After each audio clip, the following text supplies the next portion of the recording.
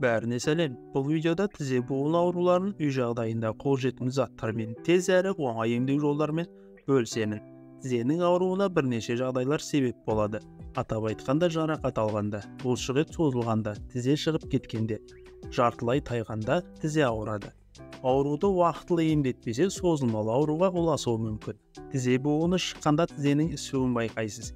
Егер тізе бүккенде сықырлап ауыратын болса, онда сізге минералды заттар жетіспейді.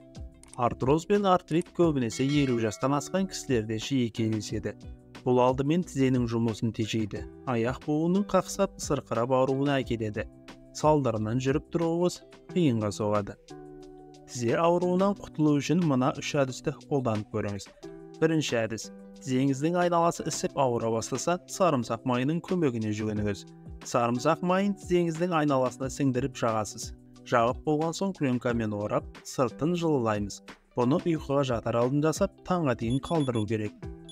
Бұл емді алғашқы жасағаннан ақ нәтижесін байқауға болады. Екінші әдіс. Ол үшін бізге 3 ас қасық мейіз, 4 ас қасық желатин, 2 ас қасық асқабақ дәні, 200 мл бал, 4 ас қасық күнжіт, 8 ас қасық зығыр дәні керек. Дайындалу тәсілі. Алдымен дәндерді бір ыдысқа салып, оны блендер көмегімен жақсылап ұнтақтаймыз.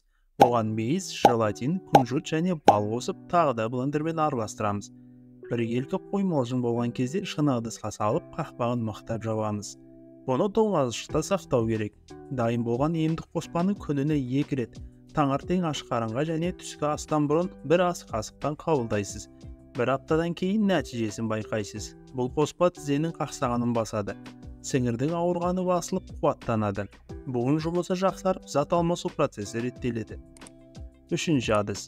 Буын аурулары кезінде тізе ісіп кеткен жағдайда 5 жұмыртқаның сарысын алып, оған 1 шай қасық жылқы майын араластырып, шүберекке жағып, ауырған жерге қойып, сыртын салафанмен тағасыз.